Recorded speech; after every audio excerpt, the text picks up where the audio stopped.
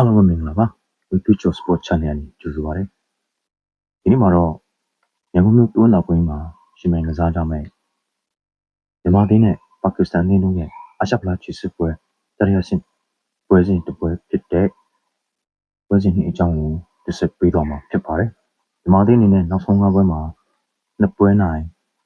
တစ်ပွဲဒီနှစ်ပွဲရှုံးရလက်ထွက်ပေါ်ထားပြီးတော့ပါကစ္စတန်အနေနဲ့နောက်ဆုံးကစားခဲ့တဲ့၅ပွဲစလုံးရှုံးနေထားပါတယ်ဒီပြမျိုးလံဝင်ဦးဆောင်တဲ့မြန်မာအသင်းကတော့ကျွန်တော်တို့အနေနဲ့ဒီခုပွဲတွေပြင်ဆင်ချက်အများကြီးရတာပါတယ်အင်္ဂလိပ်မှာကစားရမှာလို့အားသာချက်ရှိပါတယ်ပါကစ္စတန်ဒီကအင်္ဂလန်နိုင်ငံသားစတီဖန်ကွန်စတန်တိုင်းကတော့ဒီပွဲကကျွန်တော်တို့အတွက်ခက်ခဲတဲ့ပွဲတွေပဲဖြစ်လာနိုင်ပါတယ်ဒါပေမဲ့ကျွန်တော်တို့အကောင်းဆုံးကြိုးစားသွားမယ်ကျွန်တော်တို့မြန်မာနိုင်ငံကိုရှုံးဖို့လာခဲ့တာမဟုတ်ပါဘူးဆိုတော့ပြောတာရှိပါတယ်မြန်မာအသင်းအနေနဲ့ချီစံပွဲနှစ်ပွဲကစားထားတာရှိပြီးတော့ပထမတစ်ပွဲအနေနဲ့2025ခုနှစ်တိုင်းနိုင်ငံမှာဖြစ်ပေါ်မဲ့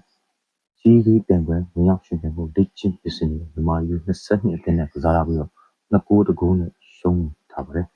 နောက်တစ်ပွဲအနေနဲ့မြန်မာ National League All Star တဲ့နဲ့ချီစံပွဲကစားရပြီးတော့မြန်မာအသင်းအနေနဲ့ဂိုးမရှိသေးထွက်ပေါ်ထားပါတယ်ပါကစ္စတန်အသင်းမှာကျတော့အင်္ဂလန်အောက်တန်းကလပ်မှာကစားနေတဲ့ကစားသမား၄ဦးနဲ့ဆွီဒင်အောက်တန်းကလပ်မှာကစားနေတဲ့ကစားသမား2ဦးပါဝင်ပါတယ်မြန်မာအသင်းအနေနဲ့တန်းပိုင်ဝင်းနိုင်ထွန်းမမောင်လင်းအောင်ကောင်းမှန်တို့ကဲ့သို့သောဒီပါရီမှာကစားနေတဲ့ကစားသမားတွေပါဝင်ပြီးတော့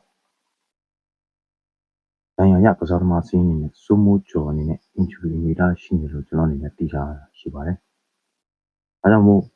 ကျွန်တော်တို့အနေနဲ့မြန်မာအသင်းနဲ့ပါကစ္စတန်ပွဲစဉ်မှာဘယ်အသင်းနိုင်ရရှိသွားမလဲဆိုတာကိုတော့